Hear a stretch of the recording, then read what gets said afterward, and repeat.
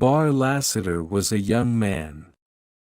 He lived with his parents and an elder sister near Carthage, in the state of Tennessee. The Lassiters were simple farmers. Their farm was small and the family was poor. They did not have enough money to own slaves. But although they were poor, the Lassiters were never hungry. They grew enough food for themselves. When the Civil War began, Bar was 22 years old. The war divided many families. Children disagreed with their parents and grandparents.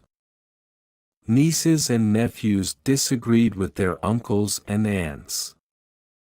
Sisters, brothers and cousins disagreed with each other. Most people in the northern states believed that slavery was wrong. Many Southerners had owned slaves for many years. They did not want the government in the North to tell them what to do. Bar Lassiter supported the Unionists. The rest of his family supported the Confederates. Bar could not live in the house. And he did not want to fight for the Confederate Army. He wanted to join the Union Army. When he left the farm, Bar's family did not try to stop him. And they did not say goodbye. Bar joined the Union Army and became a cavalryman. The two armies fought in the northern states and then the southern states. Bar did not return to Carthage for 2 years. That part of Tennessee had first been controlled by the Union Army. Then it was controlled by the Confederate Army. Now the Unionists were in control again. Many farms and plantations in the South were destroyed.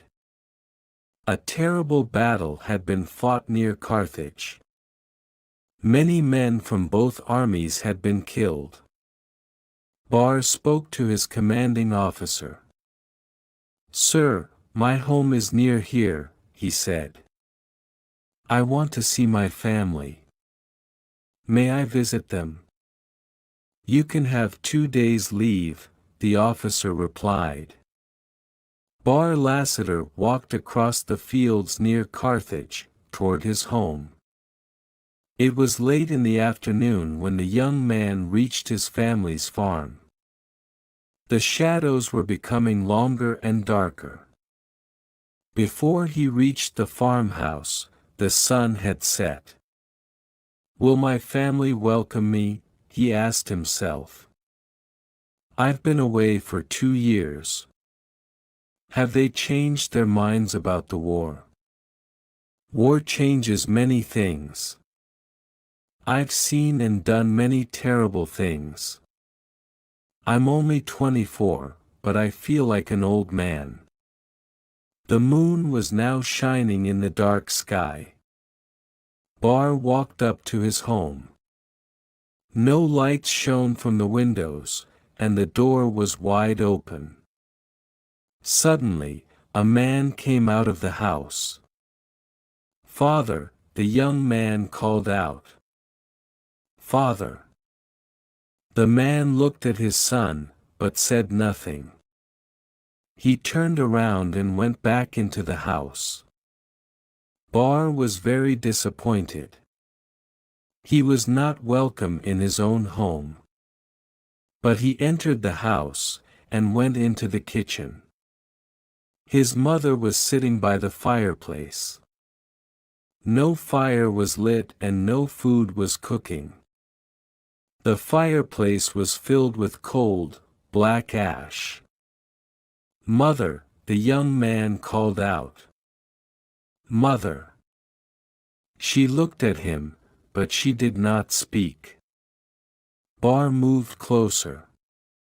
He wanted to put his hand on his mother's shoulder. Then suddenly Bar's sister came into the room. She looked at her brother, but said nothing. She turned around and left. Bar turned back to his mother. But she had left the room too. His family did not want him there. Bar walked to the front door and looked outside. The moonlight shone on the garden. The long grass moved slowly backward and forward. It looked as if it was moving underwater. The wind blew and the trees and their black shadows moved. It was a sad and strange scene. Bar felt tears on his face. He walked back to the army camp. Bar was tired when he awoke the next day. He had not slept well. He had dreamed strange dreams. Did I walk home? He asked himself. Or did I dream about my walk to Carthage? Did my family turn away from me? I'm not sure. I must go back to the farm. He had not walked far when he met his friend, Bushrod Ulbro. Bar had known Bushrod for many years. They had attended the same school. I'm going home, said the cavalryman. I'm going to visit my family. Bushrod looked quickly at Bar, but said nothing. Bar did not notice his friend's silence. He continued talking. I know that my family haven't changed their minds, he said. But there have been changes, Bushrod said. I'll go with you. We can talk as we go. Bushrod did not talk on the journey. He was silent until they reached the farm. Instead of a farmhouse, the two friends found only broken walls that had been burned by fire. All the doors, windows and furniture had burned. They had become black ash. Bar stared in astonishment. I didn't know how to tell you the truth, said Bushrod. Year ago, there was a battle here. Your house was hit by Yankee shells. There was a fire. And my family, where are they? They're in heaven, I hope, replied Bushrod. They were all killed when the house was destroyed.